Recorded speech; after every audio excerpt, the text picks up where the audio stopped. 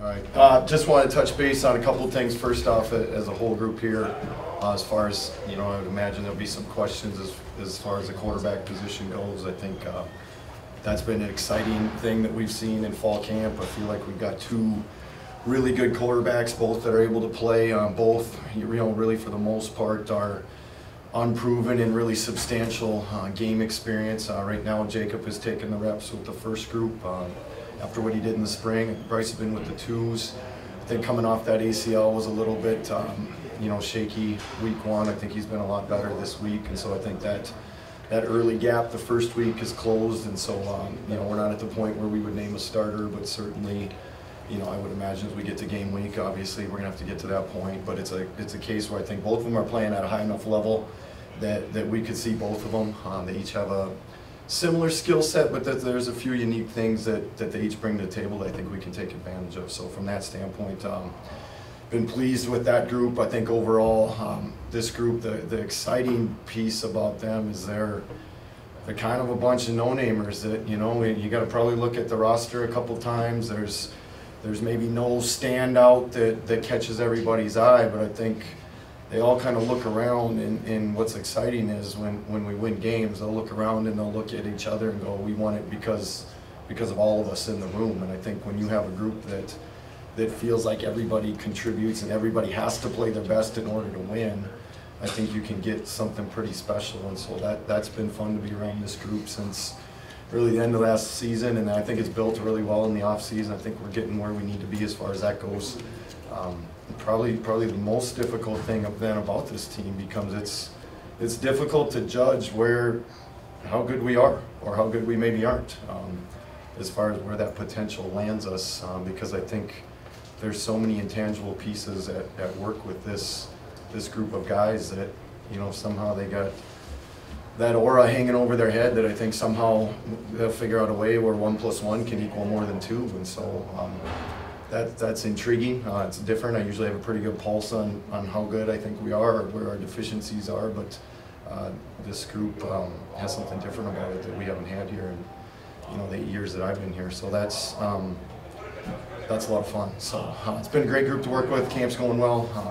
Well, I think you want to kind of have a gauge on about where you're going to land as a football team. I don't know that there's any sense of necessarily fear about what could happen bad. I think I've learned lessons in life that you just don't live out of fear. You live out of playing aggressive, being aggressive, and if you do the right thing long enough, things are going to fall into place. And I think this group has been doing the right thing. I think they've been building connections with each other pretty well that they'll find a way. On paper, it might not look like it, but I think they're going to find a way, and that's, like I say, it's inspiring to be around a group of guys like that. Well, I think when you look at what our potential was last year and where we hit, that was the big, to me, in my whole coaching career and playing career, that was the biggest gap between potential and performance that there's been. And I think when you're around that big of a gap, you certainly got to look in the mirror and do some soul searching as a head coach, as coaches on the staff, as players. And you don't want to do that. And I've been a part of some teams that haven't been very good, but we've met our potential and maybe surpassed it. And so to not be able to do that last year, I think makes you really look and go, what went wrong? Where were we off point? And how do we got to get that corrected and get it corrected really fast? And I think everybody had that same sour taste in their mouth. I don't think there was anybody in the program that was happy or comfortable with where we were. And so if you're a competitor, you look deep in the mirror, and I think we realize, hey, here's some lessons that we got to move forward with. And culture doesn't just run on its own. Team chemistry and bonding just doesn't happen. Those are things that you have to be intentional about creating, setting your ego aside and saying, you know what, we're gonna do this as a team. We're gonna figure out who's the guy next to me and what makes him tick and how am I gonna make him better, more than just making myself better. And I think from the top down, I think we got a better focus on that this year. Well, I think what it did is got us back to the anchors that we had early. I think we drifted a little from our anchor and thought our culture was probably stronger than it was. There were some things that kind of we took for granted that we're gonna get handled. And, I don't know that it did last year, and so we went back to exactly the same recipe that we had when we started kind of rising this thing out of the dumpster, and I think it isn't anything that's super flashy or big. It's the little everyday things. Yep, you know, Rob, just the ultimate team player, you know, is on the offense, you know, which is where, you know, his strength lies. That's what he played as a college player, and you know, excelled to the next level at that. And you know, and he's one of the original coaches as we've turned the program around, that as we had so much instability with our staff, he just kind of said, you know what, I can provide stability. Let's have me jump over to defense. Let me do what we can do until we can elevate the program, and then at the right time, we'll know what and we'll make the change. And I think we felt that was this year. I feel really good about our defensive staff and our defensive coaches. I think our defense is ahead of where it's been. It's continued to grow, and I think it's like riding a bike, getting back. I think Rob's been great with the offensive line. That's where he's at home and being able to work with those guys every day. And so I think that's by the end of spring ball, I felt like we were back to, you know, hitting in full rhythm with that. Well, I think that, you know, the unique thing about this season is, you know, graduating so many guys that were big names that played. There is no kind of sense of security of, hey, I have my playing time, I have my starting spot. You know, this freshman could play, and you know, I think it was a talented recruiting class, and we've seen some freshmen that really stepped up, gotten themselves in positions where we might be able to see them in game day. And so I think that keeps our current guys on edge. It just raises the level of every rep in practice. Steve, you a fan of what the league did to change up its schedule? Now you start with interdivision games. Yeah, huge fan of that. Something that, you know, has been talked about for a couple of years to be able to get it going. I think more from just a life in the balance for the student athletes. We play all night games for the most part in that first month.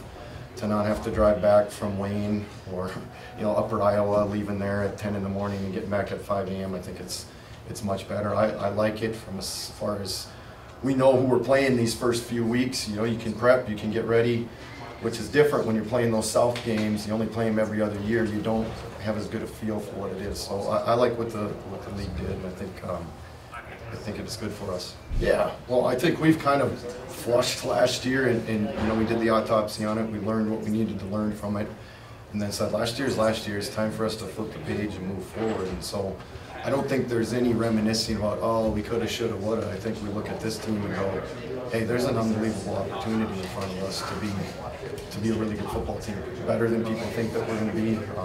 Probably surpass what our potential maybe would allow. And to live in the future. You know, we talk to our guys all the time about what's next play. We can't dwell on a mistake, can't dwell on a bad game. We can't dwell on a bad year. You know, what I've found is success is not a linear line. It's kind of, there's some peaks and valleys, and we just talked about it as a team yesterday.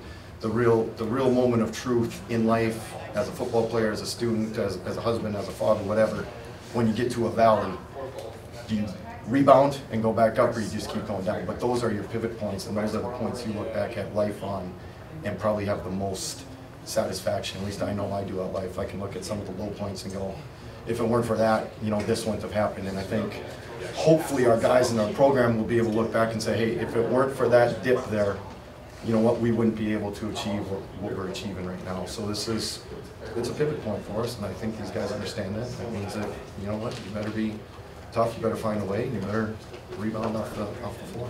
Yeah, I think if we meet our potential, you know, if we can walk at the end of the day and go, you know what, we played as good as football as we can, regardless of how that little oblong ball bounces and you know, if they go our way or don't, but we can at least look and say, we showed up every day, we were prepared, we played as a team, we won together, we lost together, we executed as well as we can. If we do that, we'll be okay. And I think one of the things that these guys mentioned in our different small group leadership pieces is they want to be able at the end of the year to say, you know what, we enjoyed playing with each other. But, you know, and ultimately that's what this game is about. Obviously we want to win football games, but it's the relationships that these guys build, it's experiences they have that last longer than, you know, the season. And so they want to walk out of here and say, that was a great experience. You know what, we added value to each other, we helped others become their best self, we walked out some great memories and some great relationships. Practice been going really well. We have a big freshman class this year. It's been very competitive between the offense and defense, and we continue to look for some of the young freshmen to come in and step up and see who can play right away. We haven't talked about it too much, but just going back to that, just going through this program for the past 4 years, I realized it's been about building relationships.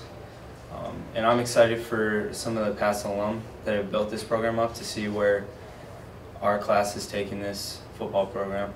So, Aaron, what's it like with Carlton Littlejohn now leading you guys on defense? yeah, it's awesome. He's a good dude because he's played in the system that we're running. He's very knowledgeable. He brings an intensity for that linebacking core.